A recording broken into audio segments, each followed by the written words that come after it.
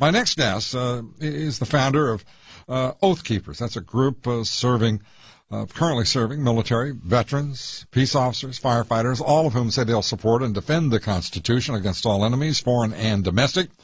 So how did this organization come into existence, and why? Joining me now to talk about it is Stewart Rhodes. He is a graduate of Yale Law School, a former U.S. Army paratrooper, as well as an educator. Stewart, great to have you with us here on the Lou Dobbs Show. Honored to be here, sir. Thank you. Well, Stewart, why did you decide to start Oath Keepers? Well, all too many politicians, as we've seen by their behavior, and lawyers and even judges, no longer comply with their oath. They violate the Constitution every day, just about. And so I wanted to make sure that our country wouldn't suffer the same fate as other republics that have been destroyed throughout history. And so I want to make sure that the men who would be given any orders that would violate the rights of the American people would stand down and would refuse to comply with those orders, as is their duty. Anybody who's ever served in the military should know that they have an obligation and a duty to refuse to follow unlawful orders. As the Nazis at Nuremberg found out, following orders is not an excuse. And so I want to make sure that they understand the Constitution, make sure that they keep their oath. And so our point is to reach out to active duty and remind them of the oath they took, remind them that it's to the Constitution, not to any man. As I told Chris Matthews on Hardball, even if that man puts a throw up your leg, doesn't make a difference. The oath is to the Constitution. Yeah, I didn't see that interview, but our producer, Slide Sommer, he told me about that. I have to say, I got a kick out of that. You're not advocating or promoting the rewriting of the Constitution. You just want it to be followed. Let me ask you this, because the Southern Poverty Law Center has said that you're obviously not that you're part of a quote unquote patriot movement. What does that mean to you? I don't know. I mean, they think the word patriot is now a smear.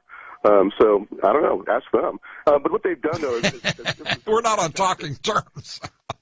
Pardon? We're not on talking terms, Stuart. So I was hoping you'd be able to relay your communication with them. You know, I did a talk on Matthew's show just for the first time yesterday.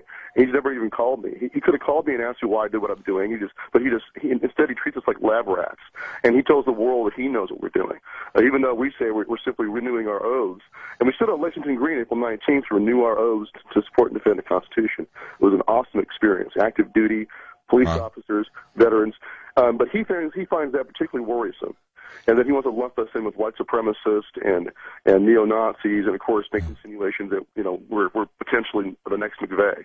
So that's what he likes to do is conflate and lump you all in together and then smear you. And I think Professor Swain is absolutely correct. They've become a hate group themselves. That they use hate speech against everybody else. Yeah, and not just the Southern Poverty Law Center. It's a number of groups. The boldest expressions of hate that I'm hearing are, and I mean this, are from the left wing fringe of this country. I mean, they are vicious. Look, I'm a big boy. I understand how the world works. And as Ron Bloom said, if you want a friend, get a dog. By the way, but I expect better of people who at least claim to be watchdogs, whether it be, whether it be the Southern Poverty Law Center, whether it be Media Matters. A little straightforwardness would just be delightful, and it's not what we're witnessing. So let me ask you this: how many people are in your group? Well, that's a good question. We just about. I don't ask anything but good questions here, Stuart. I'm about 20,000. Wow. That's altogether, about 20,000 people. And not all become official card-carrying members. It's kind of like the tip of an iceberg. For everybody who officially joins Oath Keepers, you can bet that there are hundreds of others, even thousands potentially, who feel precisely the same way. Right, feeling the same way and cheating you out of dues is another now. When you say I don't care about that. I mean, I know. The whole point is to get the message out. I got you, but you feel like you've got 20,000 solid members. We have about 6,000 on our forum. We have about 10,000 on Facebook. We have about another 3,000 or 4,000 on MySpace.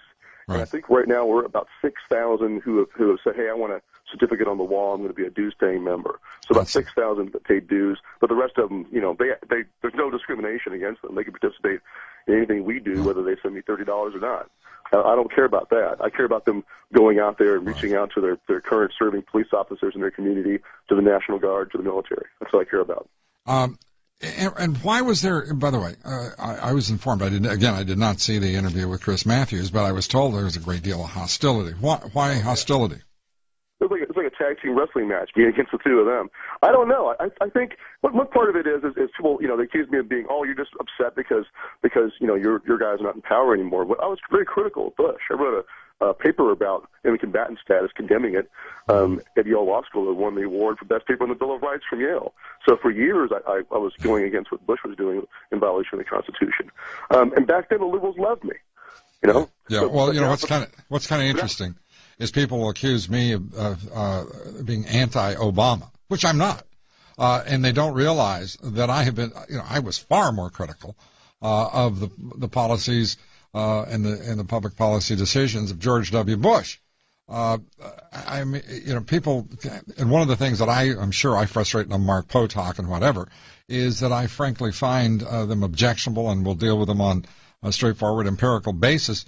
And I provide exactly the same value structure for criticism of the public policies of Barack Obama as I did George W. Bush.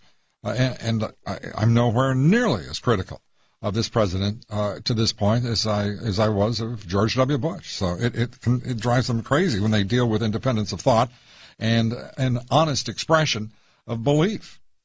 Right, and the only rebuttal they can give to that is to accuse you of being motivated by racial animus, right, or that you're crazy. And that was Potok's fallback position.